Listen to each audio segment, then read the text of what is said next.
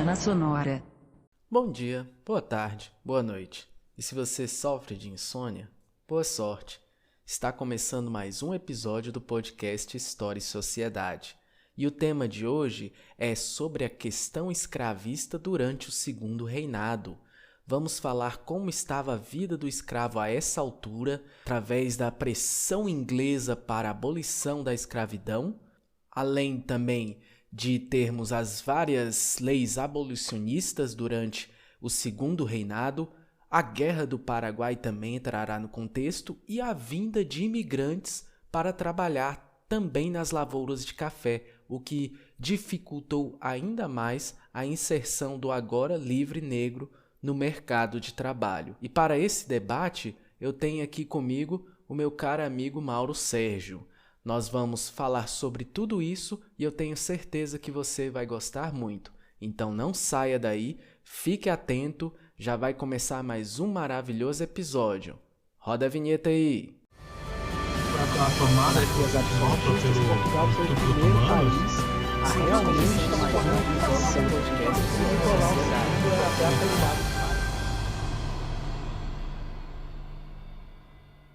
Bem, pessoal, estamos aqui começando mais um episódio do podcast História e Sociedade e hoje eu tenho comigo aqui o professor, colega Mauro Sérgio e ele vai conversar comigo sobre a questão escravista durante o Segundo Reinado. Eu gostaria que ele, antes da gente entrar no assunto, ele pudesse se apresentar melhor.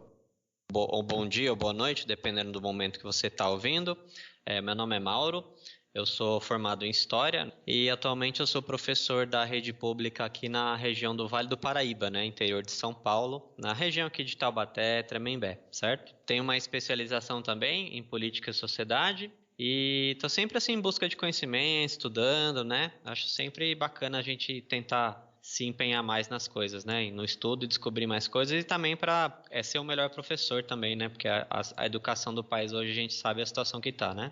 Até interessante você falar do Vale do Paraíba, que nós vamos falar sobre a questão escravista no Segundo Reinado e envolve principalmente o ápice das lavouras de café que aconteciam muito aí nessa região do Vale da Paraíba, né?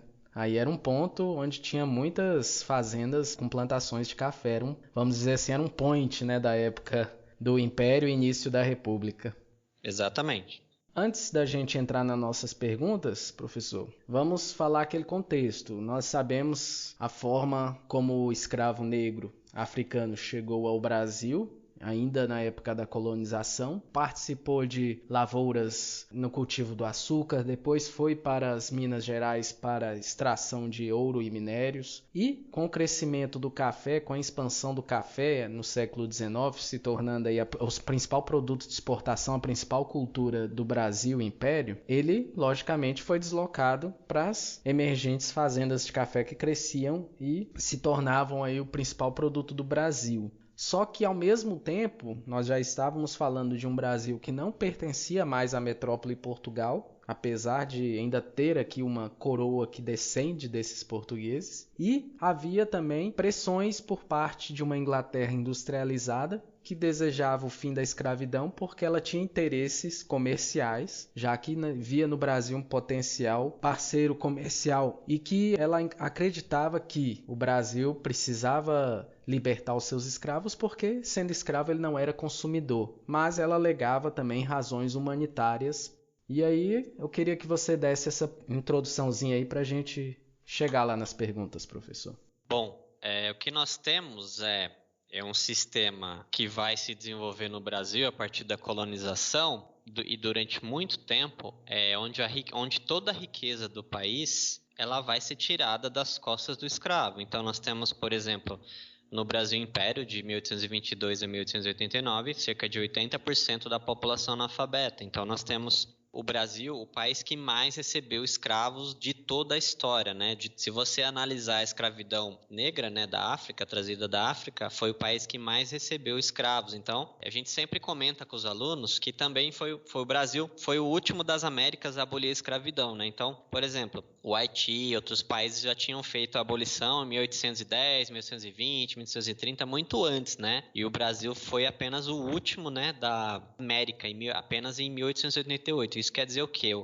A gente analisando assim, fica claro que a mão do dominador aqui, da elite, ela é muito mais forte do que nos outros países, né? Isso impede a autonomia do trabalhador, a conquista de um salário melhor, de melhores condições de trabalho. E aí a gente gostaria de destacar um ponto importante, que nós temos a situação da escravidão no Brasil, e na Inglaterra é o oposto, né? O trabalho assalariado, aquela questão da Revolução Industrial que estava começando a andar, né? Então nós temos a pressão da Inglaterra, né, como foi falado, para que se libertasse os escravos, para que eles viessem a consumir. Só que é o seguinte, o escravo, quando ele estava submetido na condição de escravo, ele tinha alimentação e moradia, né?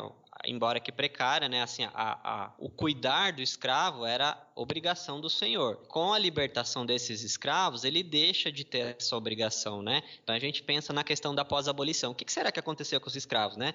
A gente pensa que liberdade, por exemplo, é uma palavra maravilhosa. Nossa, liberdade? Como assim? Alguém pode ser contra a liberdade, né? Então aí eu penso com os alunos, a gente sempre discute em sala de aula, muito bacana, que assim, quando você coloca 30 escravos para fora da fazenda, fala, ó, hoje foi assinada a Lei Áurea, vocês estão livres, né? Vocês podem ir embora. Aí eles perguntam, mas onde que eu vou morar? O que que eu vou fazer? O que que eu vou comer? Aí o senhor responde para eles, é problema de vocês, problema de cada um, entendeu? Aí que tá a origem dessa desigualdade social em relação ao negro no Brasil, né? Se ele não teve apoio, não foi oferecido nem pelo governo nenhum tipo de indenização, de reparação por conta do tempo da escravidão. E ao contrário, no final do século XIX, né? Aquela coisa de 1890, 1900 e pouquinho, começo de 1900, foi oferecido pelo governo brasileiro a passagem paga para os imigrantes que quisessem vir trabalhar, né? Os italianos, alemães e outras nacionalidades também. Então, assim, os imigrantes, eles vieram para cá. A gente sabe que uma boa parte das famílias conseguiu propriedades, conseguiu estabelecer uma vida bastante confortável, né? Tem aquela coisa do italiano ter orgulho do nome, aquela coisa toda, né? Até hoje isso é bastante evidente no Brasil. E para o escravo, o que sobrou para ele? Sobrou os empregos mais simples, né? Aquela coisa de os empregos que ninguém queria fazer, os bicos, né? E sobrou as moradias mais precárias, porque os locais de moradia, né? Os casarões, aquela coisa da casa grande, era nas montanhas, era nos picos mais elevados, né? Nas cidades mais elevadas, e o escravo ficou com a situação mais precária. Então ele ficou uma situação extremamente difícil, que ela se prorroga até hoje, né? Se você olhar nas estatísticas, analisar os dados, você vê que a população negra, ela ainda tem a menor escolaridade, tem o menor rendimento, apesar disso ter melhorado nos últimos 15, 20 anos aí. Inclusive essa questão do imigrante, a gente vai falar melhor e mais para frente, que ela realmente causou o que já era complicado, principalmente para o negro alforriado e depois para o negro liberto com a Lei Áurea, causou um problema a mais. Foi um incentivo que Dom Pedro II deu a vários imigrantes europeus, não apenas portugueses mesmo, mas italianos, alemães, por isso que lá no sul, principalmente, você vai ver muitas colônias de famílias italianas, alemãs, né? Você vai ver cidades, vilarejos que foram formados por essas colônias. E isso acabou atrapalhando ainda mais a chance do agora liberto, entre aspas, negro, de conseguir se inserir de alguma forma no mercado de trabalho. E vamos voltar aqui ao início, à Inglaterra. A gente falou que a Inglaterra apoiava o fim da escravidão, a gente explicou que o principal motivo disso era principalmente o interesse comercial. E o que eu queria ver contigo, para a gente explicar aqui para os nossos ouvintes, quais foram as principais atitudes tomadas pela Inglaterra para ela conseguir convencer, alcançar esse objetivo, né? Convencer o Brasil. Bom, primeiro, uma questão importante é que, na verdade, esse movimento da Inglaterra de querer acabar com a escravidão no Brasil, ele é bastante interessante. Por quê? A Inglaterra foi o país que, durante esse período, século XV, XVI, XVII, dominava os oceanos do mundo, né? Ela era a superpotência do mundo, é os Estados Unidos que é hoje. Então, todo o dinheiro, todo aquele acúmulo de capital, né, que a gente chama de capital inicial para para que ela pudesse realizar a Revolução Industrial e fazer aquelas mudanças gigantescas na sociedade, todo esse dinheiro veio da escravidão. A gente pode lembrar, por exemplo, do filme Piratas do Caribe. O que era o pirata? Era um cara que queria fazer mal, queria roubar as coisas porque ele era mal? Não. Ele era um cara, era o corsário, né? Ele era autorizado pela corte inglesa a fazer os saques em navios para poder acumular riqueza. Então, assim, aí você tem um país que é a Inglaterra que comete crimes diversos durante muito tempo, e aí nós temos agora o inverso. Não, olha, a gente não quer mais tráfico de escravos, a gente não quer mais isso. Então, assim, aí a gente fica muito claro que não é uma questão humanitária, não é uma questão de ser bonzinho. Eles realmente descobriram que os escravos estão sofrendo, né, coitados. Não tem nada a ver com isso. Eu acho que essa ideia de bem e de mal na história, ela é muito prejudicial, porque cega a gente para a gente enxergar algumas coisas, né? A gente tem que ver o contexto da situação, né? Não existe, por exemplo, a União Soviética foi classificada como o Império do Mal, né? Eu acho que esse bem e mal é um pouco ruim para a gente analisar. Então vamos lá. A Inglaterra, ela apoiava o fim da escravidão exatamente porque ela estava dentro de um processo de revolução industrial, e se você fabrica coisas, né? Você precisa de mão de obra, você precisa de matéria-prima, e também, o mais importante, você precisa de pessoas que comprem esses produtos, né? E aí você vai ter no século XIX, tem um livro do autor Peter Gay, né? Nascido na Alemanha, que ele já faleceu, que é bastante interessante, chama O Século de Schnitzler, que ele fala o seguinte, o desenvolvimento da cultura burguesa. Então, a cultura, no século XIX, ela vai colocar valores, ela vai colocar o trabalho, ela vai colocar os modos de servir a mesa, né? Então, tudo isso tem a ver com a burguesia também. Então, a Inglaterra vai pressionar o país, ela vai desenvolver algumas leis e ela vai querer que o Brasil ele se torne livre da escravidão, para que as pessoas tenham um trabalho assalariado, para que elas possam comprar os produtos da própria Inglaterra. Então não tem nada de moralismo, de ser bom, de querer o bem dos escravos. E aí a Inglaterra ela vai tomar algumas atitudes. Em 1º de agosto de 34, ela vai determinar a abolição da escravidão no Império Britânico, né? E também em 1845 nós vamos ter a lei Bill-Arbiter, que autorizava o sequestro, né?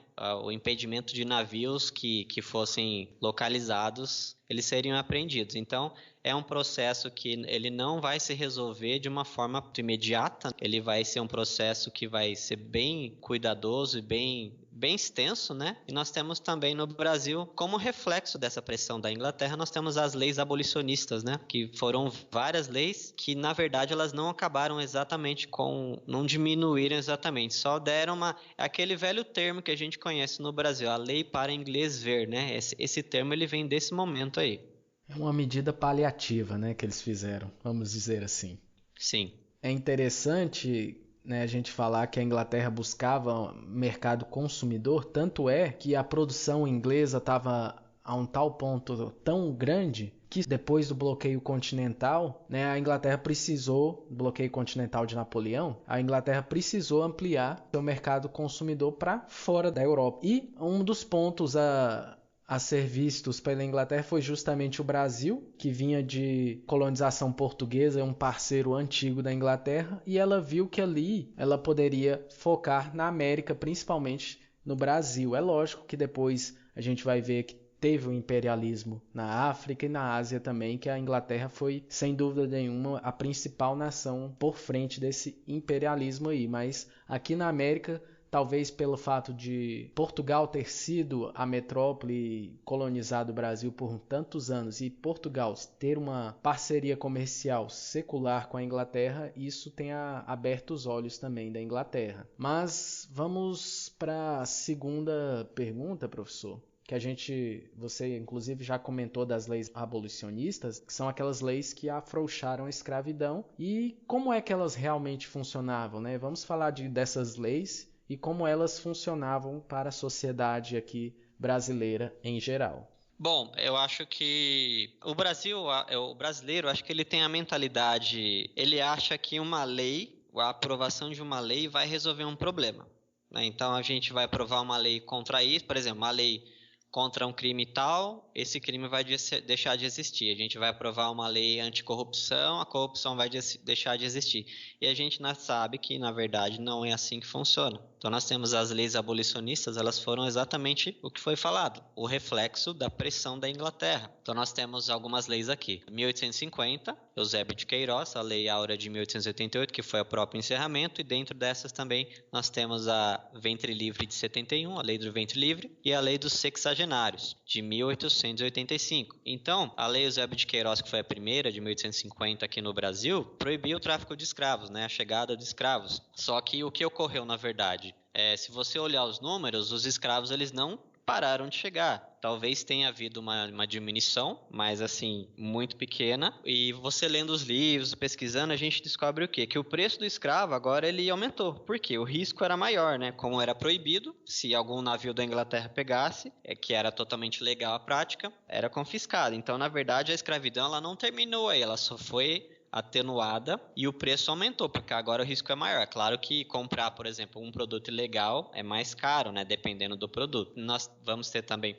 a Lei do Ventre Livre, né, de 1871, que determinava que a partir desta data, aprovação da promulgação da lei, todas as crianças nascidas a partir de 1871, elas teriam condição de livres, né, não mais condição de escravos. Mas aí você pensa o seguinte, olha, a criança ela nasceu, né, de pai e mãe escravo, ela é pequena, ela precisa de cuidados, né? A gente sabe que o ser humano é o animal que mais precisa de cuidados, né? Para ele se virar sozinho. Ele não consegue se virar sozinho com 2 semanas ou 3 semanas igual um passarinho. Então, o ser humano precisa de cuidados. Então, essa criança que nasce, ela ficava livre na teoria, porque na prática ela tinha que conviver com seus pais, tinha que ser alimentada e cuidada, então ela estava submetida à mesma situação. É a mesma coisa assim. Você fala para uma pessoa, olha, você está livre, mas você vai continuar dentro da cadeia, entendeu? Você vai só poder ir para a sala ou outro ambiente, né? Então, uma coisa que não foi... assim, na teoria é bonito. Fala, olha, nós temos uma lei que agora todo mundo vai ser livre, que nascer a partir de 71 vai ser livre. Só que na prática...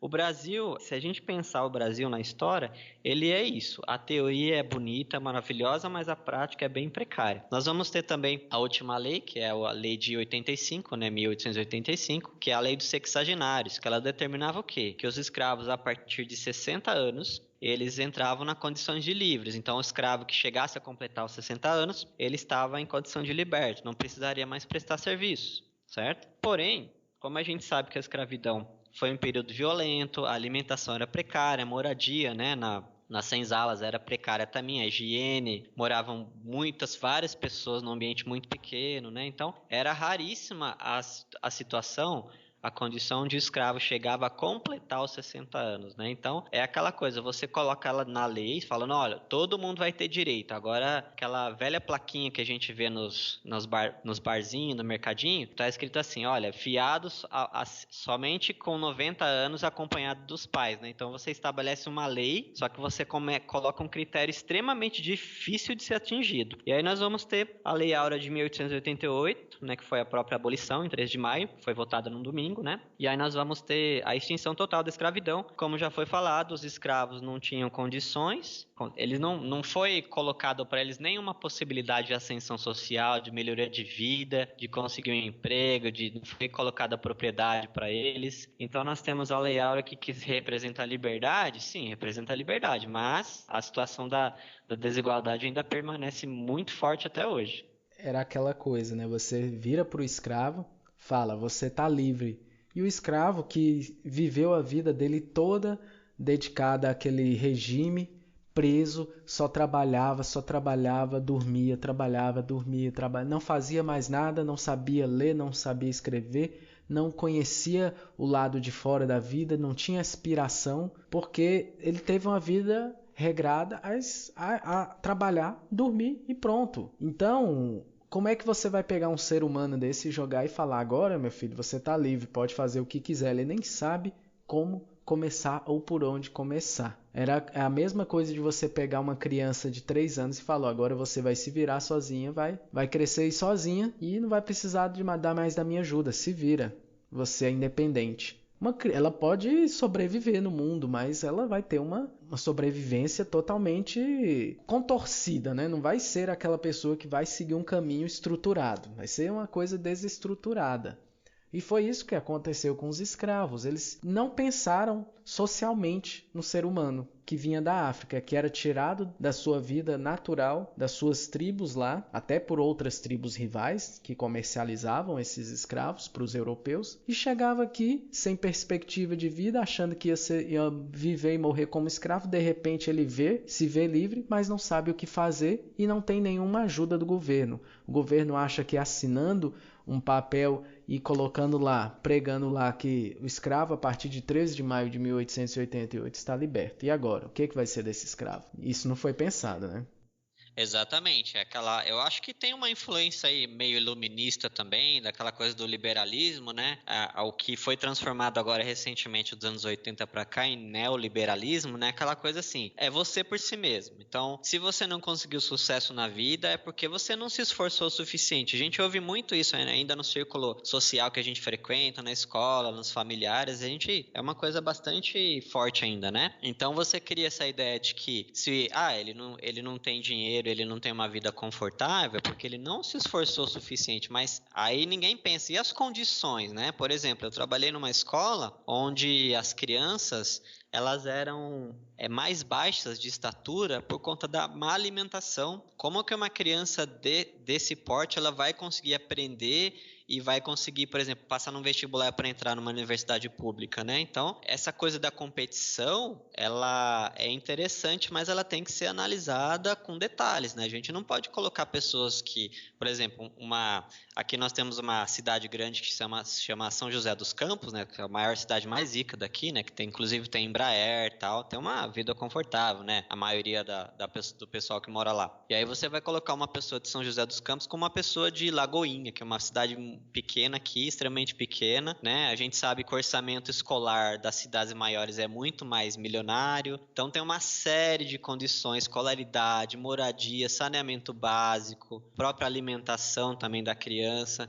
Então a gente, quando o brasileiro fala em meritocracia, ele não enxerga essas coisas, né? A gente tem, claro que talvez o esforço é interessante, mas quando você tem condições mínimas de competir em igualdade com as outras pessoas. É só um ponto que você falou que eu acho interessante. O escravo ele foi jogado para fora, né, como já foi dito, sem nenhum tipo de apoio, né? E isso a gente vê o reflexo até hoje, né? Eu costumo pensar e falar com os alunos, se todo mundo no Brasil tiver ensino superior, quem é que vai recolher a bandeja, né, do shopping? Quem é que vai fazer a faxina? Então a gente percebe que a questão da cor da pele, ela é um impeditivo muito forte ainda para a melhoria da vida do negro no Brasil.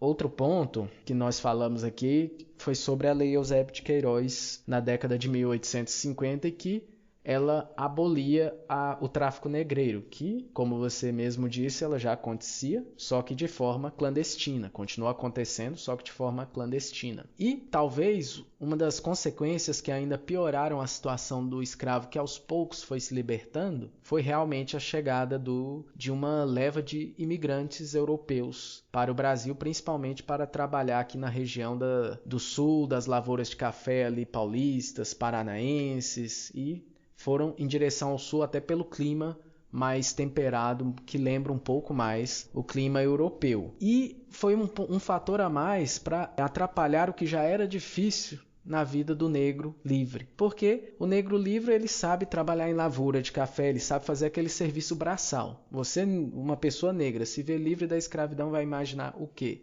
Bem, agora eu vou tentar trabalhar nessa mesma área, só que ao invés de trabalhar como escravo, trabalhar como assalariado. Aí me chega as famílias imigrantes de italianos, alemães, portugueses, e elas começam a ocupar um lugar com seu tipo de trabalho familiar, elas começam a ocupar um lugar que antes era ocupado pelo escravo.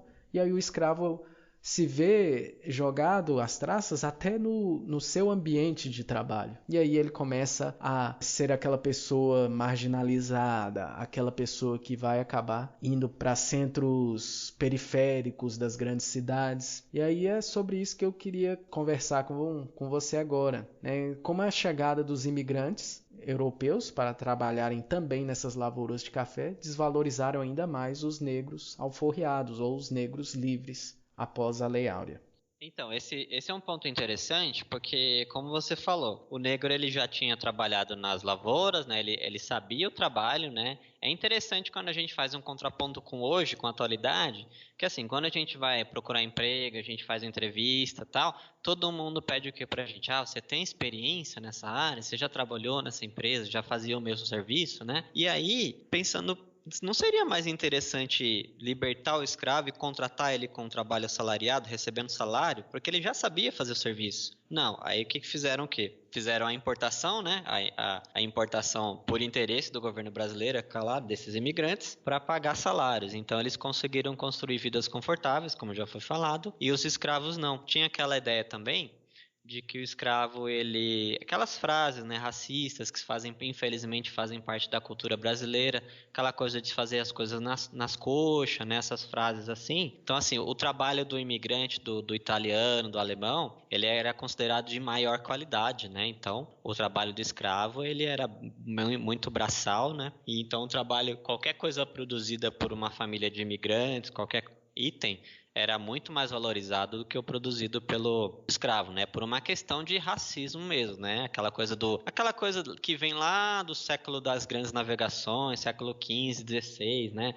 Aquele eurocentrismo, europeu superior, né? Ele traz cultura, ele traz civilização, né? Então essa ideia ela chega muito forte no Brasil. E uma ideia interessante também, tem um livro da autora Emília Vietti da Costa, que ela já é falecida, que fala sobre liberalismo e escravidão, né? Tem um capítulo lá do livro, acho que é o 3º ou 4º capítulo, não me lembro exatamente, que ela fala o seguinte: depois da Revolução Francesa, né, aquela coisa de liberdade, igualdade entre os homens, essa ideia, claro que chegou aqui, né, no Brasil. Só que ela não pegou muito bem, porque liberdade para os patrões, né, empreender e comprar terrenos, expandir as produções, mas a liberdade total da sociedade não era possível. Então ela fala o seguinte, que nesse livro, nesse capítulo, que funcionou somente, como eu falei, na teoria, porque na prática não foi aplicado, né? Como é que você vai pregar, se você é fazendeiro, dono de escravo, você vai pegar a liberdade de todas as pessoas, você vai perder a sua propriedade. Inclusive, o pai do liberalismo, que é o John Locke, né, liberalismo, ele dizia que ele tinha ações, né, em uma empresa que trabalhava com tráfico de escravos, né, porque o escravo era considerado uma propriedade, era uma coisa, ele não era uma pessoa, era uma coisa que podia ser comprado e vendido como qualquer outra, né. Então a gente tem várias questões interessantes desse período, e aí nós temos essa questão da Revolução Francesa, dos ideais de liberdade, só que isso não funcionou aqui, a liberdade é para o andar de cima, né, se você olhar de 1500 para cá, você percebe que o andar de cima ele está se forçando sempre colocando ações, estruturas para se manter no topo, né? E nós que as pessoas pobres, né? Que aí você, por exemplo, eu gosto muito dos termos que são apresentados na televisão, que fala, por exemplo, dos informais. O Brasil tem tantos milhões de pessoas informais. Informal dá a entender o seguinte, que é uma pessoa que ela escolheu essa categoria de trabalho. Não, ela não escolheu, ela não é empreendedora. O cara tá vendendo bolo na rua porque ele é empreendedor, ele criou tinha diferente para vender, tá fazendo sucesso. Ele não tá fazendo isso porque ele é empreendedor, ele precisa comer, precisa alimentar a sua família. Então a gente tem essa fábula do neoliberalismo, de esforço total, de ser empreendedor, não sei o que. Não, as pessoas estão na condição de informal porque elas precisam sobreviver. A gente tem agora, atualmente, 60 e poucos milhões de pessoas que precisaram do auxílio emergencial. Por quê? Elas não têm condições de se manter. Aí eu pergunto, né, uma pergunta que fica aí pra gente responder ou para as pessoas pensarem, como que o país, que é o Brasil, que é um dos 10 mais ricos do mundo, tem 60 milhões, ou seja, 25, 30% da população nessa condição de informal, que não tem condições de mal se alimentar, né? Então, assim, a escravidão negra é horrível, é uma coisa deplorável, com certeza, mas as estruturas sociais, a escravidão, ela é filha dessa estrutura social colonial, né? Então, assim, eu mando porque eu sou patrão e você obedece e fica quieto, porque você é negro, porque você é pobre. Então, isso é uma coisa, a gente fala de escravidão, a escravidão terminou há muito tempo. Não, acho que é uma coisa muito viva ainda, né? Como foi falado, a questão tem, por exemplo, a questão do Brasil, que o país tem a maior quantidade de faxineiras, né, de domésticas do mundo. Não tem nenhum outro país que tem isso. Por quê? Por conta da baixa escolaridade. E aí você nega uma alta escolaridade. Eu fiz uma breve pesquisa aí há umas semanas atrás. De 2014 até 2020 agora, dos inscritos do Enem, eu peguei todos os números lá do Enem. De cada ano, tantos inscritos, tem quantos bilhões de inscritos. E o número de vagas do SISU, né? Que é o programa aí, o sistema que seleciona para a universidade pública, né? USP, Unicamp, Federal e por aí vai. As universidades públicas. Essa relação entre a quantidade de inscritos do Enem e a quantidade de vagas do SISU, ela não passa de 4% durante todos esses anos. É 3, pouquinho, não passa de 4%. Então, quer dizer, quem tem acesso à educação de qualidade, que é a escola privada, né? Tem acesso às melhores escolas, ele vai entrar na USP em medicina, ele vai ganhar um salário excelente quando ele se formar. E quem não tem, o que faz? O cara não consegue, ou ele tem que entrar por uma faculdade particular. Então, assim, essa divisão entre pobres e ricos, ela é muito, muito forte ainda hoje no Brasil, infelizmente. Complicado, né? Nós vemos isso na nossa sociedade hoje, essa desvalorização do negro, do escravo, que ela vem já desde o início da colonização até os dias atuais. E, infelizmente, ainda vamos demorar muitos e muitos anos se a gente continuar com essa mentalidade e não tentar entender historicamente o porquê de haver essa separação, de haver esse critério para colocar o escravo sempre lá embaixo. O escravo não, agora não, desculpe, vou corrigir minha frase novamente. Colocar o negro sempre lá embaixo, a pessoa mais carente sempre lá embaixo e esquecer que ele, de acordo com o que nós vimos da Revolução Francesa, tinha aquela coisa de liberdade entre os mesmos seres, independente da sua classe social, da sua cor, e o que não acontece por conta também da herança eurocêntrica que nós temos, principalmente vindo de Portugal com a colonização. Apesar de não ser uma luta dos negros, e sendo menosprezados, inclusive, quando eles foram convocados para essa guerra, porque durante esse período em que haviam negros sendo alforriados ou com as leis cada vez tentando, aos poucos, tirar o negro dessa escravidão, eles participaram da Guerra do Paraguai e foi o maior contingente do Brasil de tropas, foi composta por negros. E aí eu gostaria que o senhor falasse dessa participação deles durante a Guerra do Paraguai. Recentemente, acho que foi, não sei, não lembro se foi esse ano ou ano passado, nós temos agora, o que é claro falar, nós temos a ascensão do conservadorismo no país. E com isso vem um episódio interessante que eu vi. Eu não sei se foi esse ano ou no ano passado, o Congresso Nacional aqui do Brasil, ele homenageou a Princesa Isabel, né, por conta da libertação dos escravos. Então, em 13 de maio, a Princesa Isabel foi homenageada, aquela coisa toda, né? E nós temos, aí tem algumas páginas também, às vezes você vê algumas pessoas que se dizem católicas, né? Elas falam assim, nossa, mas teve até uma postagem de uma página que eu vi que se diz católica, assim, nossa, mas a Princesa Isabel, ela é a responsável pela libertação, né? Ela deve ser exaltada, né? Então, 13 de maio, lembra-se, o brasileiro lembra o quê? Da Princesa Isabel. E aí, se a gente lembrar da Princesa Isabel, a gente esquece totalmente o que foi o movimento abolicionista, que foi um movimento que não durou pouco tempo, né? Foi uma luta dos próprios escravos, de gente que era alforriada, de advogados, né? Pessoas importantes, né? Que se posicionaram contra a escravidão. Então, acho que essa é uma questão importante que a gente tem que ressaltar, porque, assim, a gente não deve voltar a nossa mentalidade para heróis que vão salvar o país. Não é o herói A, B ou C, vamos voltar no herói tal que ele vai resolver todos os problemas. Isso não existe, porque o Brasil é um país complexo, né? Só voltando, então, na questão da Guerra do Paraguai, nós temos, então, a Guerra do Paraguai no meio, né, do Império, né? Do Segundo Reinado, e nós temos também a participação dos escravos. Então, o que era prometido para eles, né? Olha, dos negros, né? Se você chegar a sobreviver essa guerra, nós vamos dar a carta de alforria para você. Então, você vai ser liberto se você for na guerra e lutar certinho e fizer a sua parte lá.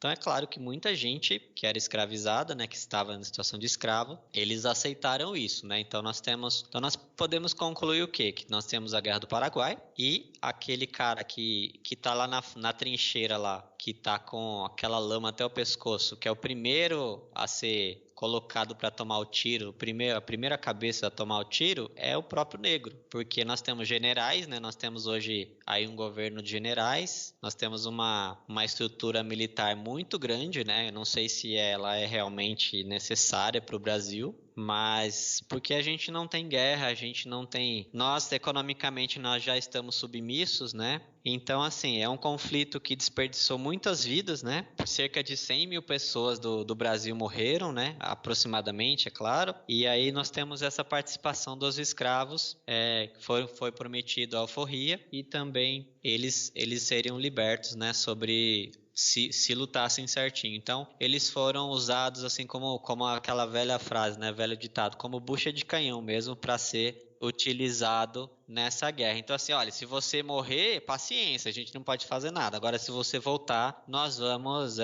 dar alforria para você, entendeu? Então, eu li uma vez um artigo, parece que cerca de 18 ou 20 mil pessoas que receberam, sim, a carta de alforria, conforme foi prometido, né? Mas aí você olha um conflito, né? Uma guerra não é uma coisa bonita, é só destruição, morte, morte de todos os tipos diferentes, né, que você possa imaginar, então é uma coisa horrorosa. Então, uma boa parte dos mortos foi colocado para conta dos negros mesmo, infelizmente.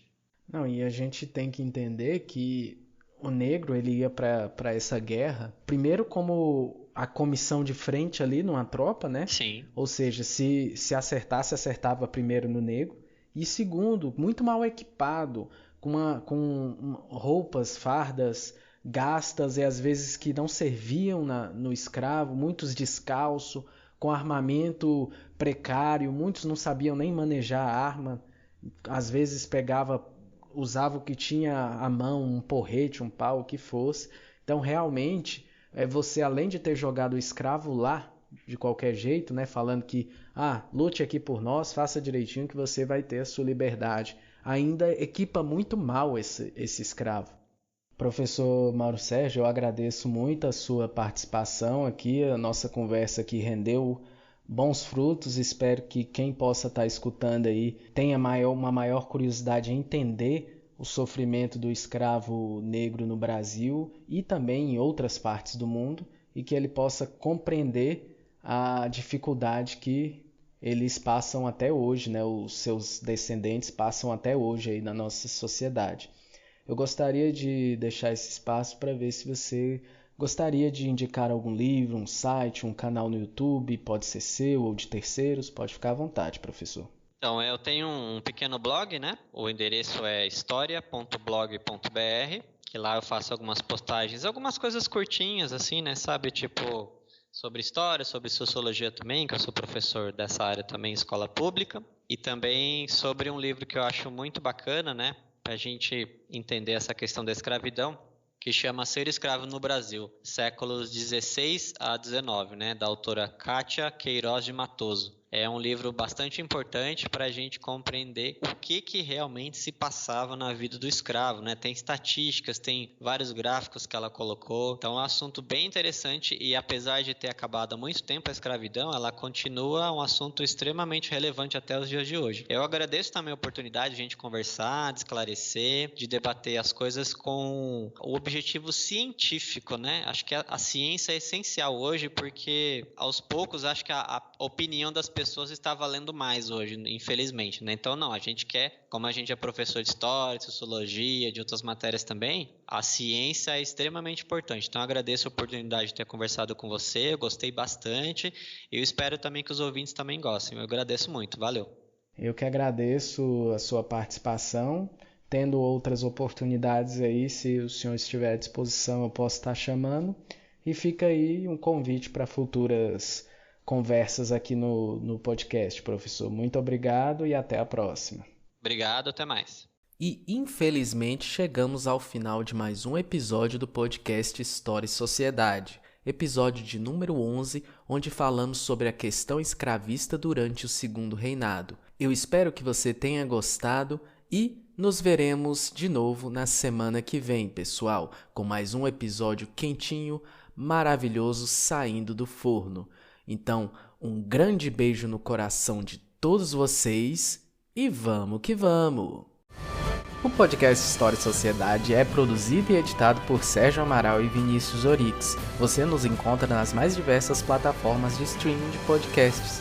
Nos vemos na próxima, pessoal. Tchau, tchau!